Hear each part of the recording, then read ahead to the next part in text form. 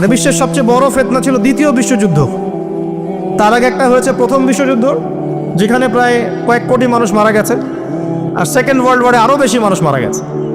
তো এখন বিশ্বকে ঠেলে দেওয়া হচ্ছে একটা থার্ড ওয়ার্ল্ড ওয়ারের দিকে, মানে যে কোনো সময় একটা তৃতীয় বিশ্বযুদ্ধের আশঙ্কা করছেন এখনকার যারা মিলিটারি অ্যাফেয়ার্স নিয়ে পড়াশোনা করেন, ওয়ার্ল্ড অ্যাফেয়ার্স নিয়ে পড়াশোনা করেন, তারা এগুলো বলতে পারবেন ভালো। বিশ্বকে একটা খাদ্য মন্দার দিকে ঠেলে দেওয়া হচ্ছে, বিশ্বকে একটা দুর্ভিক্ষের দিকে ঠেলে দেওয়া হচ্ছে, এবং মহামারীর মধ্য দিয়ে অলরেডি কিন্তু আমাদের বিভিন্ন দেশের ইকোনমিক অবস্থা ভালো না, তার উপরে খাদ্য সংকট, তার উপরে যে বৈশ্বিক যুদ্ধগুলো, আমদানি রপ্তানি বন্ধ হয়ে যাচ্ছে, তেল গ্যাসের দাম বেড়ে যাচ্ছে, জনগণ হাহাকার করছে। এই পলিটিক্যাল গ্লোবাল অ্যাফেয়ার্সের ফিতনা এগুলা। তা আপনাকে এই জন্যই প্রথমে আমি একটা কথা বললাম যে ফিতনাময় একটা পরিবেশে একজন মুমিন যার অন্তর্দৃষ্টি আছে, যে কোরআন এবং সুন্নাহ দিয়ে এই বিশ্বের এই রহস্যগুলো উদ্ঘাটন করতে পারে, সে ভালো থাকতে পারে না। তার মনটা সবসময় কিন্তু মানে ব্যাকুল থাকবে যে কিভাবে এইসব সমস্যা থেকে নিজে উত্তরণের পথ খুঁজতে পারি, আর আমার পরিবারকে বাঁচাতে পারি, আর আমার জনগণকে বাঁচাতে পারি। আর যদি আপনি আত্মকেন্দ্রিক হন, স্বার্থপর হন, তাহলে নিজের চটকায় তেল দিবেন, নিজে ভালো থাকলেই বাপের নাম। তো দেখুন, এই জামানার কথাই নবীজি বলছেন সাল্লাল্লাহু আলাইহি ওয়াসাল্লাম, তোমাদের সামনে এমন একটা যুগ আসছে, নবীজি বলছেন জামানা সবরিন, কঠিন জামানা, যেই জামানায় ঈমান নিয়ে চলাটা হবে হাতের মধ্যে আগুন নিয়ে চলার মতো। তো নবীজি বলছেন ওই সময়ে সাহাবী জিজ্ঞাসা করছেন, ইয়া রাসূলুল্লাহ, আমি ওই সময় কি করব? ওই সময় আমি কি করব? আমাকে কি পরামর্শ দিচ্ছেন? নবী সাল্লাল্লাহু আলাইহি ওয়াসাল্লাম বলছেন, হে আমর ইবনে আস, তুমি ওই সময় বাড়িতে অবস্থান করো, বাসায় থাকো, বিনা প্রয়োজনে বাড়ির বাইরে এসো না। ওই সময় তুমি নিজের পাপের জন্য আল্লাহর কাছে ক্রন্দন করতে থাকো, বিনা প্রয়োজনে বাড়ির থেকে বের হয়েও না। আর মানুষের সাথে এত বেশি মেলামেশা করো না, নিজে তোমার আমল, তোমার গুনাহ নিয়ে ব্যস্ত থাকো, তোমার পাপের জন্য আল্লাহর কাছে কান্নাকাটি করো, ইনশাল্লাহ তুমি নাজাত পেয়ে যাবে। এটা একটা অপশন, মানে ফিতনাময় পরিবেশে আপনি কিভাবে বাঁচবেন, এটা একটা অপশন। আরেকটা হাদিসে গিয়ে নবী সাল্লাল্লাহু আলাইহি ওয়াসাল্লাম বলছেন যে যখন এমন ফিতনাময় পরিবেশ আসবে, তখন যদি তোমরা এই আমর বিল মারুফ নাহি আনিল মুনকার, সৎ কাজের আদেশ, অসৎ কাজের নিষেধ, আমার সুন্নতের উপর অটল থাকতে পারো, তাহলে তোমরা 50 জন শহীদের নেকি পাবে। সাহাবায়ে কেরাম বলছেন, ইয়া রাসূলুল্লাহ, আমিনহুম আও মিন্না, তাদের মধ্যে 50 জন নাকি আমাদের মধ্যে 50 জন শহীদ? নবী করিম সাল্লাল্লাহু আলাইহি ওয়াসাল্লাম বলছেন, বাল মিনকুম, বরং তোমাদের মধ্যে 50 জন শহীদ। এটা অপশন নাম্বার 2।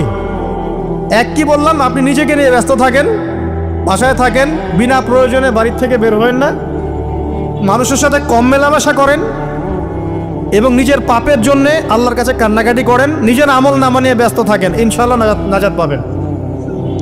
2 নাম্বার, যদি আপনার কাছে আরও বেশি যোগ্যতা থাকে এবং আপনি আরও বেশি সাহসী হন এবং আপনি উম্মার, দেশের জনগণের কল্যাণ কামনা করেন, তাহলে অন্যদেরকেও এই ফিতনাময় পরিবেশে টিকে থাকার ফর্মুলা বলে দেন। এখানে সবর করেন, আমর বিল মারুফ নাহি আনিল মুনকারের কাজ করেন, আল্লাহ পাক আপনাকে ইনশাআল্লাহ 50 জন শহীদ সাহাবীর নেকি দিবেন সব। আরও অপশন আছে। কি অপশন? ওই যে আসহাবুল কাহফ কি করেছিল, একটা ফিতনাময় পরিবেশ থেকে নিজেরা আস্তে করে সরে গিয়েছে।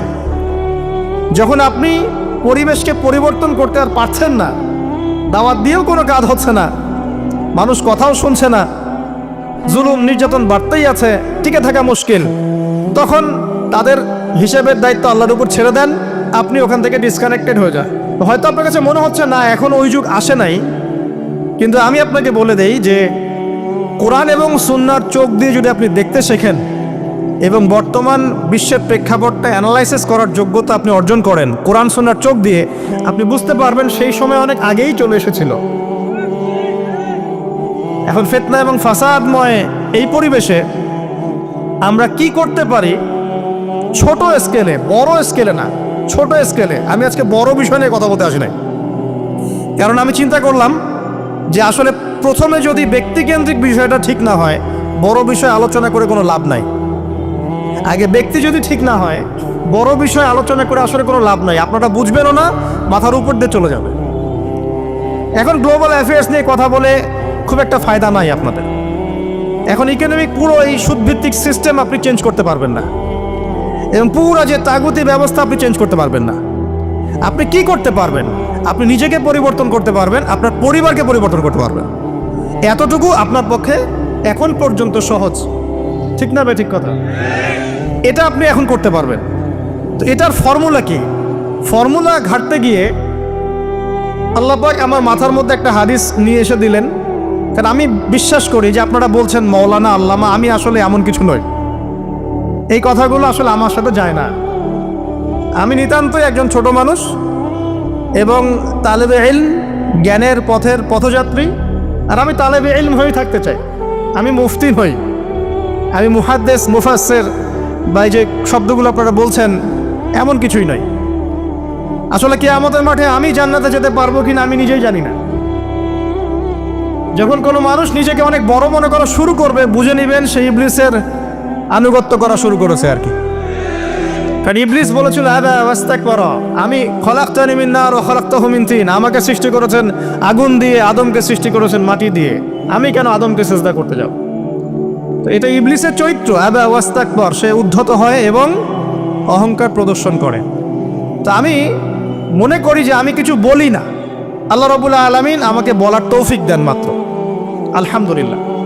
তা আমার মাথায় একটা হাদিস আসছে, সকাল থেকে ঘুরছে। সেটা হচ্ছে, দেখুন, বারা ইবনে আযিব রাদিয়াল্লাহু আনহু থেকে বর্ণিত হাদিসটা আসছে এবং হাদিসটা বিশুদ্ধ। এখান থেকে আমি মূল আলোচনা যাচ্ছি যে একদিন আনসার মানুষদের মধ্যে, আনসার কারা? আমাদের আনসার বাহিনী। আনসার কারা? যারা মুহাজির সাহাবীদেরকে আশ্রয় দিয়েছিল মদিনায়, তাদেরকে কি বলা হয়? আনসার। তাহলে শব্দটা সুন্দর না? তাহলে আমাদের বাহিনীর নামটাও সুন্দর, মাশাআল্লাহ। তো আনসার সাহাবীদের মধ্যে একজন ইন্তেকাল করেছেন, ইন্না লিল্লাহি ওয়া ইন্না ইলাইহি রাজিউন। এখন তাকে দাফন করা হচ্ছে, আর নবী সাল্লাল্লাহু আলাইহি ওয়াসাল্লাম কবরের পাশে চুপ করে বসে পড়লেন। তার বসা দেখা দেখি বাকি সাহাবীরাও তাকে ঘিরে গোল করে বসে পড়লেন। তারা বলছেন, আমরা এমনভাবে এখানে বসেছিলাম যেন আমাদের মাথার উপরে পাখি এসে বসতে পারে, চুপচাপ, কোনো নড়াচড়া নাই। দেখেন, রাসূলের সাথে বসার সুন্নত দেখেন। কোরআন এবং হাদিসের মাহফিলে বসার কিন্তু সুন্নত আছে। এখানে বসে দুনিয়াবি এত গল্পগুজব করা যাবে না, এই মোবাইল টোবাইল হাবিজাবি নিয়ে এত ব্যস্ত থাকা যাবে না। দিলের কান দিয়ে শুনতে হবে, ঠিক আছে? আদব আছে, না হলে কথা আপনার উপর তাসির করবে না। তারা এমনভাবে বসেছিলেন যেন মাথার উপরে পাখি বসতে পারে, সুবহানাল্লাহ। এবার নবী করিম সাল্লাল্লাহু আলাইহি ওয়াসাল্লাম বলছেন যে যখন মাইয়েতকে কবরে শোয়ানো হয় তখন সে তাকে দাফন করে যাওয়া ব্যক্তিদের হাঁটার খসখস আওয়াজ শুনতে পায়। এরপরে তাকে যখন শুইয়ে দেওয়া হয়, সে যদি মুমিন ব্যক্তি হয় তাহলে তার মাথার দিকে তার সলাত এসে দাঁড়িয়ে যায়। দুনিয়াতে আপনি যে নামাজগুলো পড়েছেন, আমি যে নামাজগুলো পড়ছি, এগুলো মাথার দিকে দাঁড়িয়ে যায়। ডান দিকে চলে আসে তার সওম, সওম মানে কি? রোজা। বাম দিকে চলে আসে জাকাত, জাকাত মানে কি? জাকাতের সাথে তো আমরা পরিচিত নই। আমরা ওই যে রাস্তাঘাটে যে দান খয়রাতগুলো উঠানো হয়, এগুলোর সাথে খুব পরিচিত, তাই না? কত টাকা, কত পয়সা, কি কি গান গড়ে আর টাকা কালেকশন করে না? অনেক সময় দেখা যায় রাস্তায় যাচ্ছি আমরা গাড়ি নিয়ে, পারলে গাড়ির সামনে এসে হুমড়ি খেয়ে পড়বে টাকা নেওয়ার জন্য। এইভাবে টাকা কালেকশন করতে কে শিখিয়েছে ইসলামে?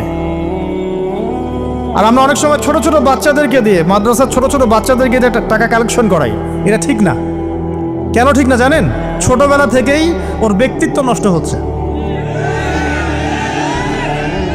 এই হাতটা উত্তম না এই হাতটা উত্তম? উপরের হাত উত্তম, নিচের হাত উত্তম? তো ছোটবেলা থেকে সে নিচের হাতে অভ্যস্ত হচ্ছে। দেখেন, এত টাকা পয়সা কালেকশন করে আমাকে আরেকটা স্বতন্ত্র মসজিদ করতেই হবে জরুরি? খুবই জরুরি ছিল।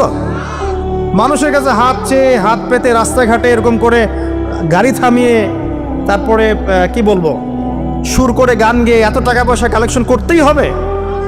মসজিদটা আমাকে টাইলস ফিটিং করতেই হবে? এসি মসজিদ করতেই হবে? আমরা এমনও মসজিদ রংপুরে দেখেছি 10 বছরেও টাকা কালেকশন শেষ হয় নাই।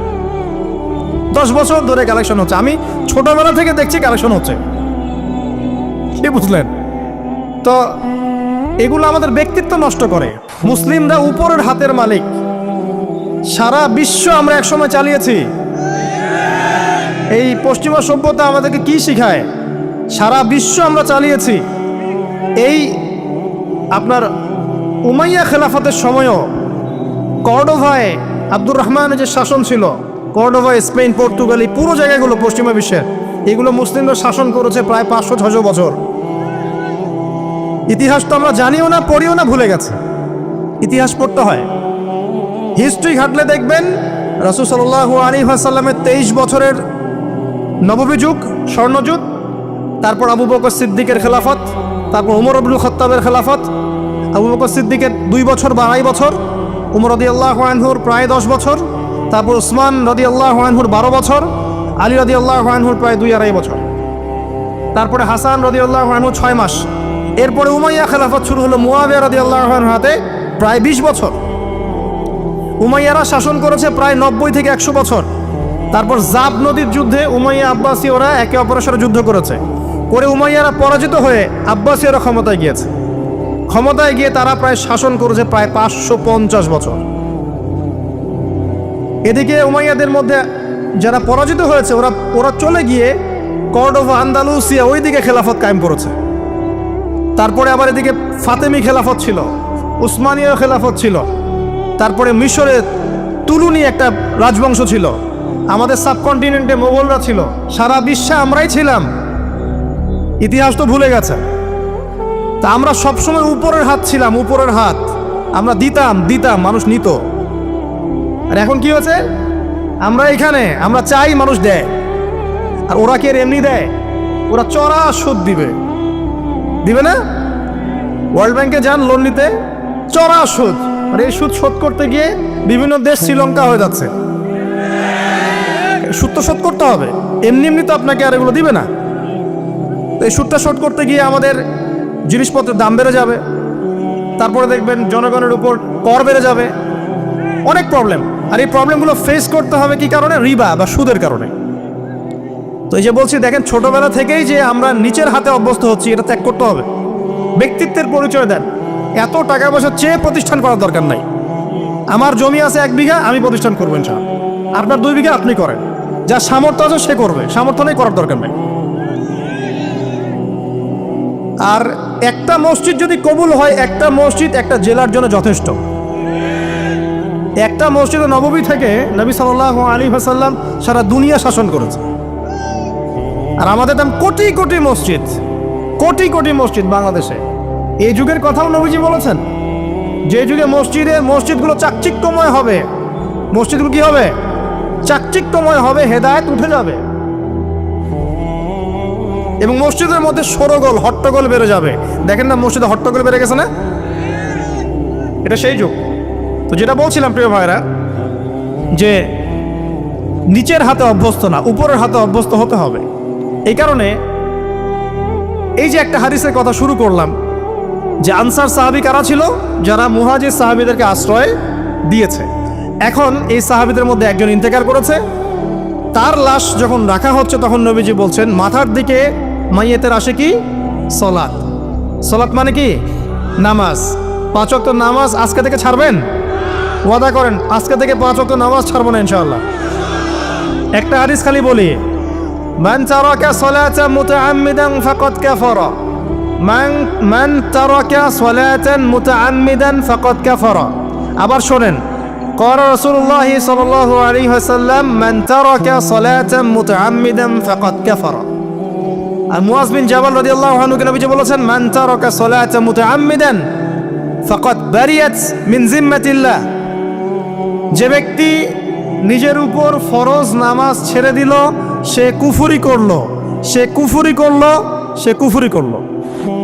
মুয়াজ বিন জাবালকে নবী সাল্লাল্লাহু আলাইহি ওয়াসাল্লাম বলছেন, যে ব্যক্তি ফরজ নামাজ ইচ্ছা করে ছেড়ে দিল, সে ব্যক্তি আল্লাহর জিম্মা থেকে মুক্ত হয়ে গেল।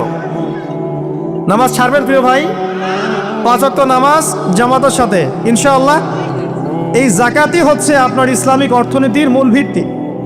কিভাবে জানেন? ব্যবসা এবং জাকাত এটা কি করে? এটা একটা মার্কেটের মধ্যে সম্পদ ঘুরতে থাকে। আমি বুঝাচ্ছি আপনাকে। মনে করেন আপনি ব্যবসা করছেন এবং জাকাত দিচ্ছেন। জাকাত কারা দিবে? যারা জাকাতের নিসাব পরিমাণ সম্পত্তি রাখে, মানে কিছুটা ধনী তারা। তো তারা ব্যবসা করছে, মাশাআল্লাহ। ব্যবসা যখন করে, ব্যবসায় কি থাকে? লাভ থাকে, লস থাকে, লাভ থাকে, লস থাকে। লাভও হতে পারে আপনার, লসও হতে পারে। আর সুদে কি? শুধু লাভ, লস আছে, লস নাই। পার্থক্য বোঝেন। এখন ব্যবসা যখন আপনি করবেন, এই টাকা বা মূল যে ক্যাপিটাল যেটা বলে অর্থনীতির ভাষায়, এটা মার্কেটের মধ্যে সার্কুলেট করতে থাকবে। আজকে আপনি ধনী, লাভ করেছেন, কালকে লস করবেন, এই ধন আরেকজনের হাতে চলে যাবে। সে আবার ব্যবসা করছে, সে লাভ করলে সম্পদ তার হাতে থাকলো, লস করলে আরেকজনের হাতে। মানে এই মানিটা, ক্যাপিটাল যেটা, এটা মার্কেটের মধ্যে ঘুরতে থাকে, ঘুরতে থাকে। আজকে কেউ ধনী, কালকে কেউ ধনী, আজকে কেউ ফকির, কালকে কেউ ধনী, এভাবে। এখানে আল্লাহ পাক যাকে ইচ্ছা হয় ধন দেন, যাকে ইচ্ছা হয় দরিদ্র করেন। এটা আল্লাহ পাক নিয়ন্ত্রণ করেন। আবার এর মধ্যে যারা ধনী হবে তারা আবার জাকাত দিবে। কাকে জাকাত দিবে? যে গরিব তাকে। এই কারণে অর্থনৈতিক সাম্য থাকবে এবং টাকা, ক্যাপিটাল মার্কেটে সার্কুলেট করতে থাকবে। এটা হচ্ছে ইসলামিক ইকোনমিক্স। বুঝাতে পারছি না মনে হয়। আর রিবায় কি হবে? রিবায় কোনো লসের চান্স নাই। মানে এখানে ধনী আরো ধনী হতে থাকবে, গরিব আরো গরিব হতে থাকবে, প্লাস জাকাতও দিবে না। তখন সমাজের একটা অংশ অনেক ধনী হবে, আরেকটা অংশ একদম মাটিতে পড়ে যাবে, কোনো ব্যালেন্স হবে না। এই কারণে বিশ্বের একটা অংশ, ওই বিশ্বের একটা বড় অংশ যারা সুদখোর, যেখান থেকে সুদ এসেছে, ওইটা আস্তে আস্তে ধনী হয়ে গেছে এবং বিশ্বের বহু কান্ট্রি আস্তে আস্তে দারিদ্র সীমার নিচে চলে আসছে। এটা শুধু ব্যক্তির ক্ষেত্রেই নয়, এটা সমাজের ক্ষেত্রেই নয়, পুরো বিশ্বেটা হচ্ছে। তো এই হলো রিবা এবং ব্যবসা ভিত্তিক, জাকাত ভিত্তিক ইকোনমিক সিস্টেমের পার্থক্য, বেসিক ডিফারেন্স। রিবার মধ্যে আল্লাহ পাক তার হাত উঠিয়ে নেন, আল্লাহ পাক সেখানে আর ইন্টারফেয়ার করেন না। ঠিক আছে, সুদ খাচ্ছ, তুমি তোমার মতো চলো এখন। আর ব্যবসা ভিত্তিক ইকোনমিক্স চললে আল্লাহ পাক সেখানে কাউকে ধন দিবেন, কারো কাছ থেকে নেবেন। আপনার ধন নিয়ে আমাকে দিবেন, আমার ধন নিয়ে আপনাকে দিবেন। আর আমি যদি ধনী হই, আমি আবার জাকাত দিব, সেই জাকাতের টাকা আবার আপনার হাতে যাবে, কেউ না খেয়ে মরবে না। তো সামনে এই যে বলা হচ্ছে 2023 সাল, শুধু 23 সাল না, আমার অবজারভেশন 2026-27 পর্যন্ত একটা অর্থনৈতিক মন্দা চলতে পারে। বলবে কিছু কিছু লোক যে ভবিষ্যৎবাণী করতে যাওয়া, এটা ভবিষ্যৎবাণী নয়। আপনি বর্তমান সম্পর্কে খবর রাখেন না বলেই বর্তমানকে আপনার ভবিষ্যৎ মনে হচ্ছে। আমাদের অনারেবল মিনিস্টার যারা আছেন ওদেরকে জিজ্ঞাসা করেন, তাদেরকে জিজ্ঞাসা করেন, তারাও বলছেন যে 2023 সাল থেকে 26 সাল খাদ্যমন্দার মধ্যে যাবে। দেখেন নাই? তারা এই কথা বলছেন কারণ তারা বুঝতে পারছেন ওয়ার্ল্ডের অবস্থা ভালো না। এখানে একটা সলিউশন বলছে, ইচ্ছা হলে আপনি গ্রহণ করতে পারেন, ইচ্ছা হলে নাও করতে পারেন। আমার তো চাপিয়ে দেওয়ার কোনো ক্ষমতা নাই। ফাযাক্কির ইন্নামা আনতা মুযাক্কির, আপনি শুধু উপদেশদাতা। লাস্তা আলাইহিম বিমুসাইতির, আপনি কারো প্রতি দারোগা নন। কি উপদেশ? এই যে জাকাত, যেটা জাকাত, আমাদের জাকাত যেটা আসে, এটাকে একটু বড় পরিসরে কালেক্ট করার চেষ্টা করতে হবে। করে যদি আমরা সুষ্ঠু বন্টন করতে পারি গরিবদের মাঝখানে, ইনশাআল্লাহ কেউ খাদ্য অভাবে মারা যাবে না ইনশাআল্লাহ। আল্লাহ পাক আমাদেরকে বোঝার তৌফিক দান করুন। এর পাশাপাশি তারা যেটা বলেছেন, ইকোনমিক সেকশনের লিডার যারা আছে তারা যেটা বলছেন এটা ঠিক বলছেন। তারা বলছেন কৃষিভিত্তিক অর্থনীতির কথা বলছেন, এটার সাথে আমি 100% একমত। কারণ আল্লাহ পাকের কোরআন, এই কোরআনের মধ্যে বেশিরভাগ যে অর্থনীতির কথা এসেছে তা হচ্ছে কৃষিভিত্তিক অর্থনীতি। এটা কি জানেন? হয়তো জানেন না। কোরআনে যত ইকোনমিক সিস্টেমের কথা আসছে তার মধ্যে সবচেয়ে বেশি এসেছে কৃষিভিত্তিক অর্থনীতির কথা, তারপর ব্যবসা এবং জাকাত। অতএব তারা ঠিকই বলেছেন, দেশের যারা ইকোনমিক সেকশনে গবেষণা করছেন তারা ঠিক কথাই বলেছেন যে কৃষিভিত্তিক অর্থনীতি হচ্ছে আমাদের অর্থনৈতিক মন্দা দূর করার অন্যতম উপায়। ঠিক বলেছেন, আমি একমত। তো জাকাত যেটা কথা বলছিলাম, বাম দিকে জাকাত আসবে। তো জাকাত আমরা দিব তো ইনশাল্লাহ ভাই। যাদের, শোনেন, বাংলাদেশে এমন অনেক শিল্পপতি আছে যাদের একজনে জাকাতের টাকা দিয়ে একটা গ্রাম চলতে পারে। আর জাকাতের টাকা কিন্তু শুধু এক বছরে আসবে না, প্রতি বছরেই ঘুরে ঘুরে আসবে। মনে করেন যে আপনাদের এলাকার মধ্যে অনেক বিত্তশালী আছেন, আমি দোয়া করি মন থেকে আল্লাহ পাক বিত্তশালীদের অন্তরটাকে নরম করে দিক এবং ওসমান রাদিয়াল্লাহু আনহুর মতো দানশীল করে দিক। আমরা দোয়া করি, আমরা কারো খারাপ চাবো, সবার জন্য হেদায়েতের দোয়া করব। টাকা থাকতে তো সমস্যা নাই, কিন্তু টাকা থেকে যদি উসমান রাদিয়াল্লাহু আনহু হতে না পারলাম তাহলে সমস্যা। টাকা থাকতে কোনো সমস্যা নাই, ধন আপনাকে আল্লাহ দিতেই পারে। এই ধনটাকে উসমান গনি রাদিয়াল্লাহু আনহুর মতো আল্লাহর পথে বিতরণ করে দেন, ইনশাআল্লাহ আল্লাহ পাক আপনাকে জান্নাতুল ফেরদৌস দান করুন। তো অনুরোধ থাকবে, দেখেন আপনারা যদি একটা এলাকার যাকাত কালেক্ট করতে পারেন, মনে করেন কথার কথা এখানে কিছু মেয়ে আছে যারা খারাপ পথে পা বাড়িয়েছে, আমার কথা বুঝতে পারছেন? আচ্ছা, এরকম পল্লী অনেক জায়গায় আছে না? 1 বছরের যাকাতের টাকা দিয়ে সমস্ত যৌনপল্লীর মেয়েদেরকে কাজ দেয়া সম্ভব, কর্মে আনা সম্ভব। ওদেরকে কাজের ব্যবস্থা করে দেন, ওরা কখনোই এই সেক্স ওয়ার্কারের কাজ করবে না ইনশাআল্লাহ। কোনো মেয়েই এই কাজ করতে চায় না আমার মতে। কোনো মেয়েই চায় না যে ইজ্জত বিক্রি করে খাবো, কোনো মেয়ে চাবে? কখনো চাবে না। ওকে আপনি ভালো কাজের ব্যবস্থা করে দেন, এই যাকাতের টাকা দিয়ে, দেখবেন ইনশাআল্লাহ সে ওই খারাপ পথ ছেড়ে দিয়েছে। অনেক দেখবেন দরিদ্র মানুষ আছে যে পড়াশোনা করার কোনো সুযোগ নাই, টাকা পয়সা নাই, পড়াশোনা করতে চায় কিন্তু টাকা পয়সা নাই, দিনের জ্ঞান অর্জন করতে চায়, দেশকে কিছু দিতে চায়, টাকা নাই, তাকে আমরা হেল্প করতে পারি না? পারি। অনেক মানুষ আছে মাদক দ্রব্য বিক্রি করছে, তাকে বুঝান, দিনের হেদায়েত দেন যে ভাই আমি তোমাকে আরো ভালো চাকরি দিব, ভালো ব্যবসা দিব, তুমি ছাড়বা কিনা? বলবো আমি ছেড়ে দেবো ইনশাআল্লাহ। বুঝালে ছেড়ে দেবে ইনশাআল্লাহ। এই যে মেগা প্রজেক্ট যেটা কথা বলি আমরা, আত্ম উন্নয়নমূলক বলেন, যুব উন্নয়নমূলক বলেন, বা কান্ট্রি ডেভেলপমেন্টের কথা বলেন, এখানে যাকাত একটা বড় শক্তি হতে পারে। তবে এটাকে সুষ্ঠুভাবে কালেক্ট করতে হবে এবং যাকাতের যে 8টা খাত আছে এই খাতগুলোতে সুষ্ঠুভাবে বন্টন করতে হবে। অমুসলিমদেরকেও যাকাত দেওয়া যায়, জানেন? অমুসলিম যদি কেউ থাকে, দরিদ্র, তাকেও যাকাত দিয়ে সহযোগিতা করা যায়। আমরা সহযোগিতা করি না বলেই তো ওই যে পশ্চিম থেকে লোকজন এসে সহযোগিতা করে খ্রিস্টান বানাচ্ছে এখন সবাইকে। আরো বাড়বে দিন দিন, দেখেন। আমরা তো সহযোগিতা করছি না। আপনার পাশে আপনার প্রতিবেশী না খেয়ে মারা যাচ্ছে, আপনি যাচ্ছেন না। এখন তো অন্য কেউ এসে যদি সাপোর্ট করে, ও তো তার দলেই ভিড়বে তখন। স্বাভাবিক, এটাই হচ্ছে এখন। আল্লাহ বোঝার তৌফিক দান করুক আমাদেরকে।